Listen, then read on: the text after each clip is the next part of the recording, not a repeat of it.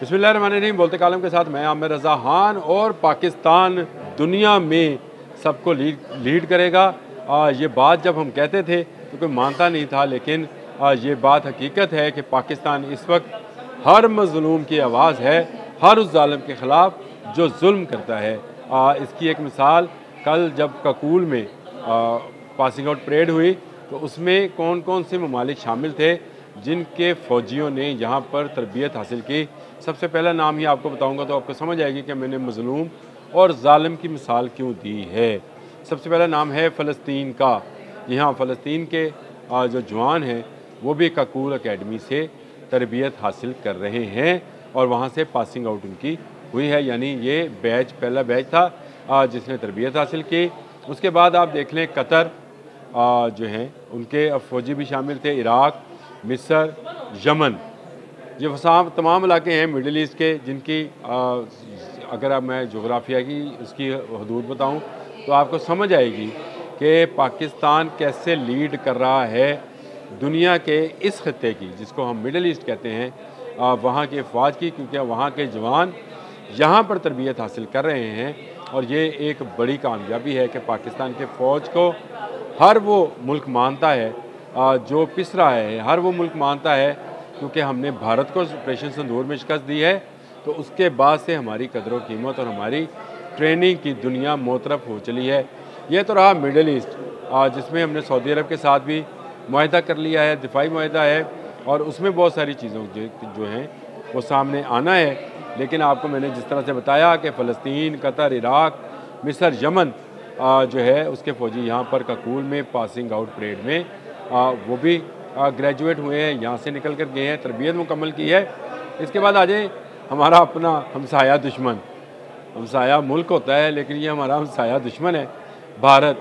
इसके इर्द गिर्द जो मुल्क मौजूद हैं उनके फ़ौजी भी पाकिस्तान में तरबियत हासिल कर रहे हैं, जिनमें सरफ़हरिस्त बांग्लादेश है। जी हाँ, बांग्लादेश जो एक लंबे अरसे तक हमारे साथ गलत फहमियों का शिकार रहा, उसके लोग भी इस ट्रेनिंग के अंदर शामिल हैं। बांग्लादेश है, श्रीलंका है, क्योंकि श्रीलंका जो है उसमें तामिल टाइगर्स और भारतीय जो फ़ौजी हैं उन्होंने वहाँ पर उद्यम मचाए रखा।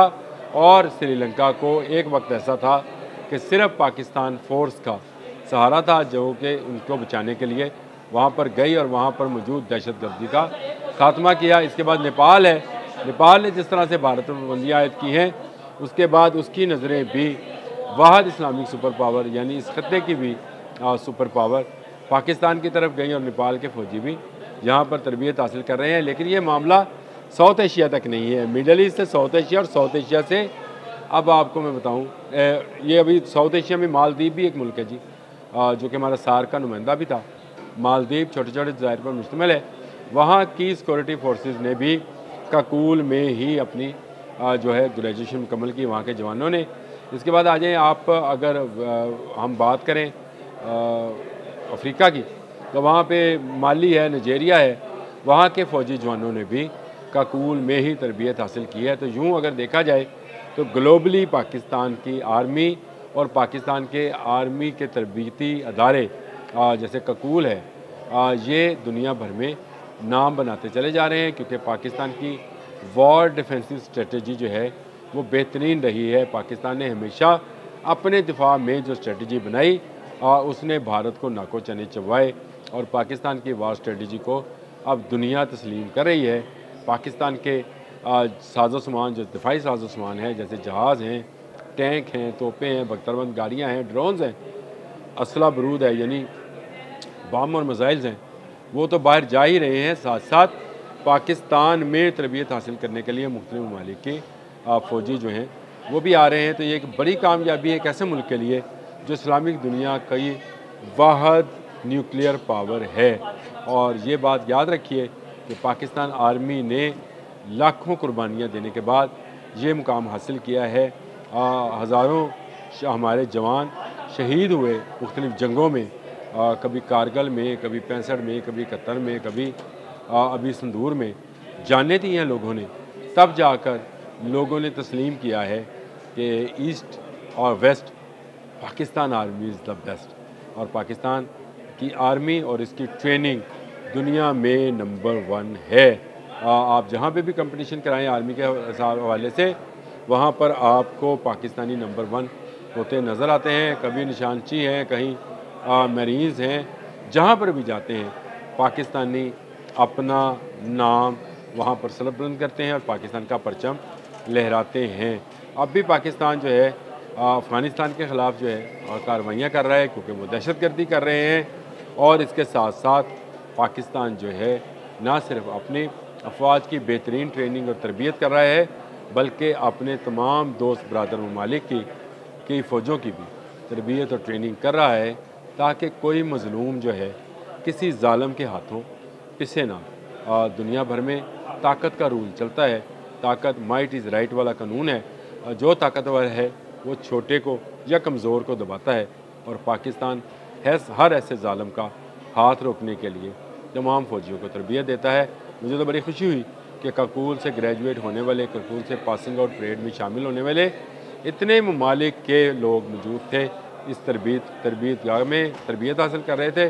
और अभी मुझे किसी ने बताया कि ये पहली मरतबा नहीं है, पाकिस्तान में हमेशा से अस्करी तरबियत के हवाले से एक आला मुकाम रहा है, लेकिन ऑपरेशन सिंदूर के बाद ये आला मुकाम अब और भी आला हो गया है, क्योंकि अब पाकिस्तान के जहाज़ भी बाहर जा रहे हैं, जो कि जंगी जहाज़ हैं, और लाज़मी बात है वो जाएंगे तो पायलट्स और इंजीनियर्स और टेक्नीशियंस वो भी जाएंगे, पाकिस्तान के मिसाइल्स भी बाहर जाएंगे।